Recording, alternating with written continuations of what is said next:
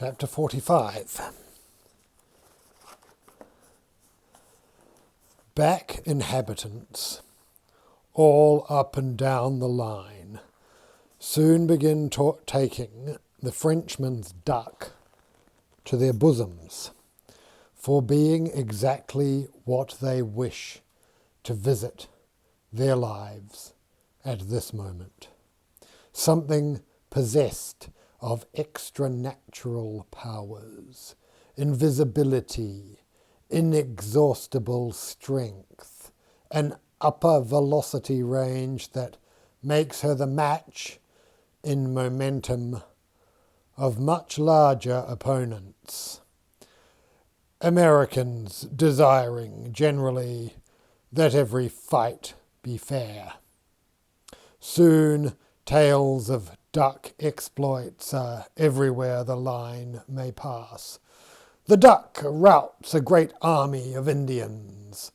The duck levels a mountain west of here. In a single afternoon, the duck, with her beak, has ploughed every field in the country, at the same time harrowing with her tail. That duck. As to the duck's actual presence, opinions among the party continue to vary. Axemen, for whom tales of disaster, stupidity, and blind luck figure repeatedly as occasions for merriment, take to shouting at their companions, "There she goes!" or "Nearly fetched you one," whilst those more susceptible to the shifts of breeze between the worlds, notably at twilight, claim to have seen the actual duck shimmering into visibility for a few moments, then out again.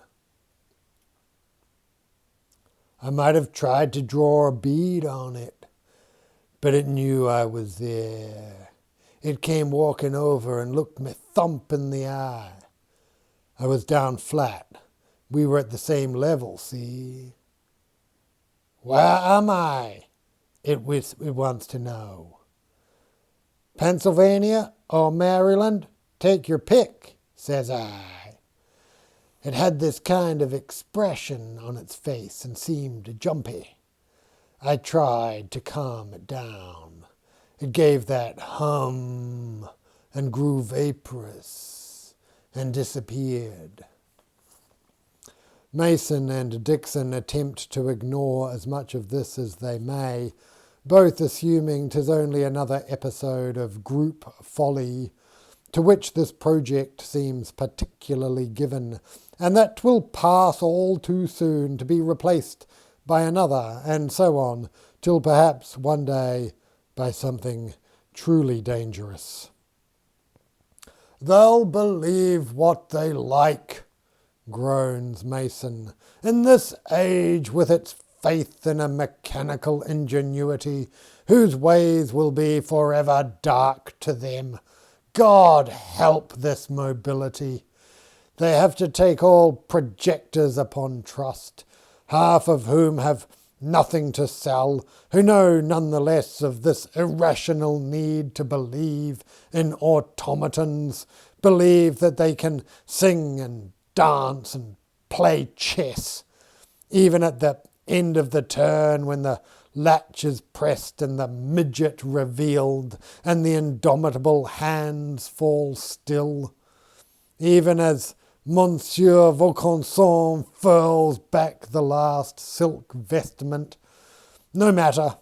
The axemen have a need for artificial life as perverse as any among the Parisian haute monde.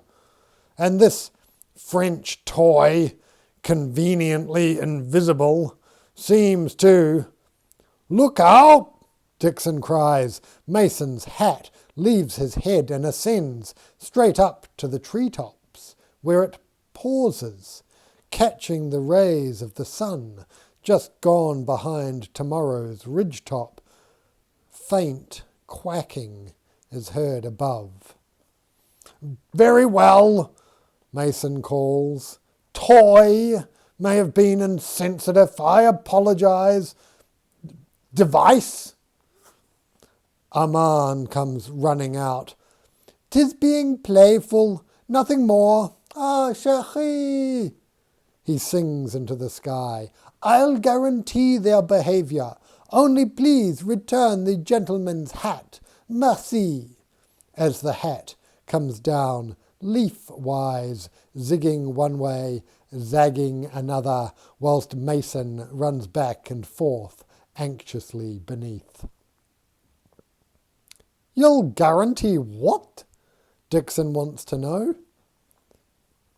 "Whilst advanced in some areas, such as flight and invisibility," Armand explains, "yet in others does the duck remain primitive, foremost in her readiness to take offence. You must have noticed she has no shame. Any pretext at all will do. As her metaphysical powers increase, so do her worldly resentments, real and imagined. The shape of her destiny pulled earthward and rising heavenward at the same time. Meanwhile, gaining an order of magnitude in passing from the personal to the continental, if not the planetary." Perhaps, fortunately, no one present has any idea what he is talking about. "I should have puzzled more," Mason now admits, "that Dr. Vaucanson was listed among those sent copies of Monsieur de Lisle's Map Monde for the transit of Venus, showing us the preferred locations for observing the event, arrived at the Royal Society in the care of Father Boscovich, years late owing to the state of the rivalry. I assumed, as everyone did, that the great automateur, having an interest in the celestial escapement above, and the date of the event being sure as clockwork, had early announced his intention to observe the impending alignment, or even more simply that he enjoyed esteem at the Academy. But between the invention of the duck and the observation of the transit, there lies yet a logical chasm, as a temporal one, 30 years or more in width, with no bridge of syllogism for reason to cross, condemned rather to roam upstream and down in search of a way, her journey delayed indefinitely upon the nearer side." "The side of the duck," Armand reminds him. "Very well. Could it be that in the years since the duck vanished, and despite the constant presence of the duplicate the world knows, Monsieur Vaucanson, in his perusals of the sky, has come to seek their wonders more than merely astronomical? For, having no idea of where or how far his creature's morphosis may have taken it, where look for word of its condition, with more hope of success than among the incorruptibly divided rings of heaven." "Hold, hold!" Dixon with exaggerated gentleness. "Mason, he believes his duck to have become a planet? Is what they're saying?" "Why are you all edging away from me like that?" Mason's voice pitched distraughtly. "For a few moments among the centuries, we are allowed to observe her own morphosis from luminary to solid spheroid. I don't know about you, but if I had a duck disappear from me that way, I should certainly be attending closely the categories of rapid change, such as the transit afforded, for evidence of the creature's passage." Even without the face full of discomfort Mason displays, Dixon would have understood this as yet another gawkish expression of grieving for his wife. Someone's wrecking the squash, I think, a man backing into the cook tent, colliding with young Hickman emerging with a stack of pots and pans headed for the scullery, which all promptly go scattering in every direction, more than once passing but inches from people's heads.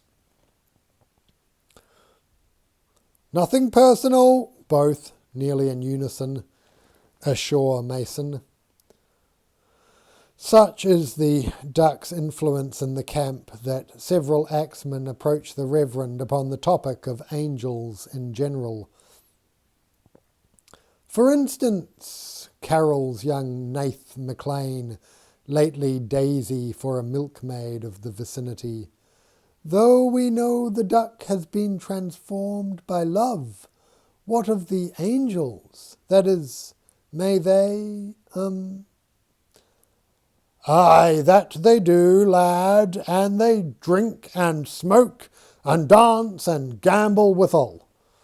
Thought everyone knew that.